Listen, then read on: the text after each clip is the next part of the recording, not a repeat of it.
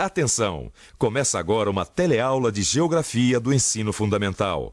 Você vai assistir a teleaula de número 4. Bons estudos!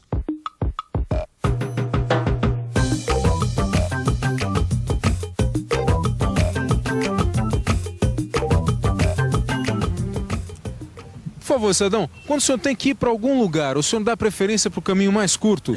Sim. Dou preferência para o caminho mais curto. Pelo caminho mais curto. Mais curto. Como é que o senhor faz para descobrir qual que é o caminho mais curto entre dois lugares? Eu tenho que olhar a quilometragem pelo guia, né? Ou eu olho no mapa, né, no guia, ou me informo com as pessoas. Pode bastante. Obrigado. E você, o que acha? Será que um guia ou um mapa podem ajudar mesmo a gente a descobrir qual o melhor caminho entre dois lugares? Tá em dúvida? Então pode sossegar, porque é exatamente isso que a gente vai ver na nossa teleaula de hoje. Hoje você vai conhecer um pouco mais sobre mapas, esse instrumento de representação dos lugares. Vai aprender o que é escala e como ela serve para avaliar corretamente a distância entre dois lugares. Eu ainda não decidi qual o caminho mais curto, mas uma coisa eu tenho certeza. O melhor caminho para você aprender mais sobre os mapas é seguir com muita atenção a nossa teleaula de hoje. Vamos nessa?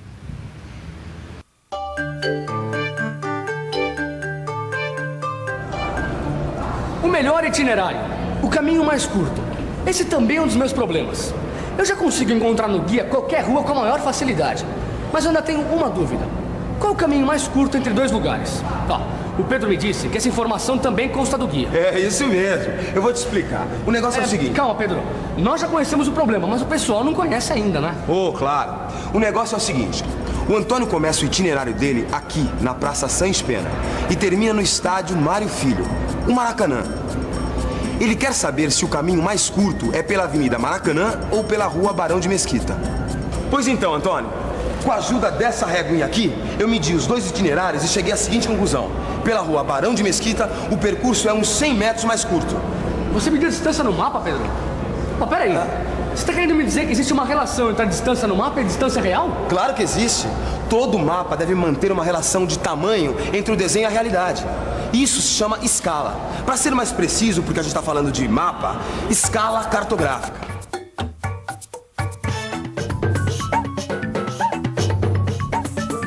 Escala, linha graduada dividida em partes iguais, que indica a relação das dimensões e distâncias marcadas sobre um plano com as dimensões ou distâncias reais. Cartográfica, relativo a mapas.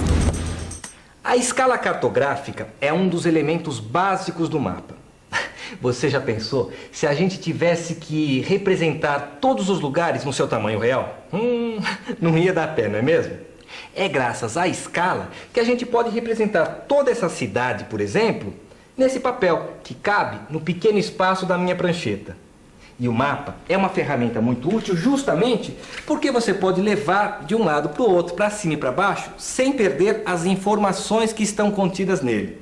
E isso só é possível porque todo mapa possui uma escala que mostra a proporção que existe entre o mundo real e a sua representação esquemática no papel. Um jeito bem fácil de entender esse negócio de escalas é a planta de uma casa. Quando um mestre de obras vai tocar uma construção, ele se baseia numa planta, que é um desenho feito pelo engenheiro ou pelo arquiteto. Como esse daqui, olha. E como é que o mestre de obras sabe quanto mede a frente, os fundos, qual é o tamanho dos cômodos dessa construção? Pela escala, horas. Olhando aqui só para essa planta, você sabe me dizer quais vão ser as dimensões da obra? Sim. Então me diz, por exemplo, quanto vai ter essa obra aqui de frente? 20 metros. 20 metros. E como é que você consegue descobrir esse valor? Esse desenho, existe uma escala que é 1/50. É só você medir a dimensão no desenho e multiplicar por 50. Perfeito, olha. Entendeu o esquema? É muito simples, olha. Essa planta aqui está na proporção 1/50, ou seja, cada centímetro aqui no desenho corresponde a 50 centímetros no terreno. No caso aqui da frente, que tem 40 centímetros na planta, na realidade ela vai ter 40 vezes 50, que dá 2.000 centímetros ou 20 metros. Agora, como é que eu sei que essa planta aqui está na proporção 1:50? É por causa dessa indicação aqui embaixo, olha, é uma fração, 1/50. Nos mapas, essa fração aqui também pode aparecer da seguinte forma. Essa maneira de indicar a proporção é chamada de escala numérica. Escala numérica. Tô começando a entender. Ô Pedro, só que esse mapa aqui não tem escala numérica, não. Será que é 1/50 também? Dá uma olhada pra mim. Pera aí. Ó, no caso do guia... Aqui, ó. A escala fica aqui, ó, antes dos mapas, tá? Veja só, então, escala numérica, 1/12.300. Quer dizer, cada unidade de medida vale 12.300 unidades de medida, na realidade. Tá, mas peraí. Que unidade de medida? É metro, centímetro, é polegada? O que é? Qualquer uma, entendeu? O que é importante é você manter a mesma proporção. Aqui eu usei centímetros, então o resultado foi em centímetros. Mas essa unidade de distância medida em centímetros fica meio esquisito, né, Pedro? Mas aí é só você reduzir o valor para a medida mais adequada. Para as distâncias que a gente anda, o melhor é metros ou quilômetros. Quer ver só? Olha aqui. Vamos calcular o tamanho dessa rua. Rua Major Ávila.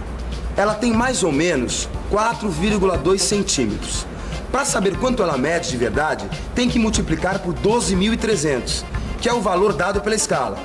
Resultado, 51.660 centímetros. Para transformar em metros, é só dividir por 100. Ou seja, essa rua tem 516,6 metros. Ou melhor ainda, aproximadamente 520 metros. Já matei a charada. Para saber qual o caminho mais curto, você mediu as distâncias dos itinerários. Multiplicou cada resultado por 12.300. Transformou para metros e comparou. É isso? Não é uma barbada? O importante é você saber que a unidade de medida usada para medir a distância no mapa é a mesma unidade de medida que você vai obter quando você multiplicar pelo valor da escala numérica.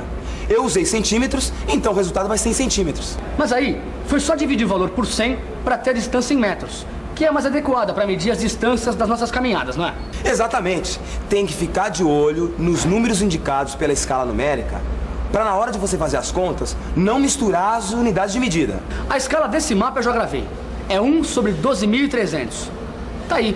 Gostei dessa história de escala numérica. Pois então fique sabendo que existe outra maneira de você representar a proporção entre o desenho do mapa e o mundo real. É a escala gráfica. Essa linha reta aqui sobre o mapa é uma escala gráfica. Repare como ela é graduada com números que indicam a distância real que cada pedacinho desse significa. Ela é muito útil para a gente descobrir a distância em linha reta entre dois pontos. Quer ver? Vamos ver, por exemplo, a distância entre Macapá e Ferreira Gomes. Com o auxílio de uma tirinha de papel, a gente marca esses dois pontos que representam essa cidade. E aí, colocamos ao lado da escala gráfica. Olha, aproximadamente 82 quilômetros. É claro que cada tipo de escala possui as suas vantagens e desvantagens. E um bom mapa como esse sempre possui as duas escalas, a escala numérica e a escala gráfica. Já sei. Você está querendo saber que escala é melhor para quê? É exatamente isso que a gente vai ver agora. Primeiro, a escala numérica. Como é de fácil padronização, ela é muito útil para fazer cálculos repetidos, como é o caso do tamanho das paredes de uma casa em uma planta de construção para descobrir o número de tijolos necessários. A escala numérica também serve para determinar a distância entre dois povoados ou a área de uma plantação que estão representadas em uma carta topográfica. Carta topográfica nada mais é do que um mapa detalhado dos lugares, com muitas informações sobre os municípios brasileiros. Esses mapas são feitos pelo Instituto Brasileiro de Geografia e Estatística, o IBGE, ou pelo Serviço Geográfico do Exército. Repare que essas cartas topográficas apresentam a escala gráfica. A vantagem dessa escala é que o mapa pode ser ampliado ou reduzido, sem perder sua proporção com o mundo real. É fácil entender. Se o mapa for ampliado ou reduzido, a escala gráfica que está desenhada no mapa também é ampliada ou reduzida, junto com ele. Mas nos dias de hoje, a grande estrela nessa história de elaborar mapas e calcular distâncias e áreas é o computador. Cada vez mais, os computadores são usados na elaboração de mapas e nas medições. É a chamada cartografia digital, que é a representação do mundo real através de seu desenho com programas especiais de computação. Ô Pedrão, curvímetro, planímetro, computador. Calma, Antônio. A gente só precisa de uma régua para calcular as distâncias que a gente precisa saber no nosso dia a dia. Você entendeu? Você não vai precisar usar esses instrumentos. Tá. Provavelmente vocês também não, mas informação nunca é demais. O principal é entender a importância dos mapas e a utilidade das escalas. E já que é tão importante fixar essas informações, por que a gente não faz uma revisão? Boa ideia! E atenção, se liga aí, que é hora da revisão. Na teleaula de hoje, você viu que a escala permite manter uma proporção entre o mundo real e sua representação no mapa, permitindo, assim, o cálculo de distâncias entre dois pontos de referência e de áreas dos lugares representados no mapa. Aprendeu que a escala pode ser apresentada de duas maneiras: a escala numérica e a escala gráfica. Ó, Pedro, a conversa tá muito boa, mas eu tenho que ir, viu? Apenas meus cálculos daqui até minha casa, a distância é de uns 20 quilômetros. É, eu tô indo nessa também. Mas antes eu tenho uma dica. No seu livro de geografia, tem um trechinho do livro Menino de Engenho, do José Lins do Rego. E é interessante porque ele mostra como a gente usa a escala sem perceber. Vale a pena dar uma olhada. Eu também tenho uma dica. Dê uma boa olhada no seu livro de estudos e faça os exercícios. E até a próxima. Tchau. Tchau.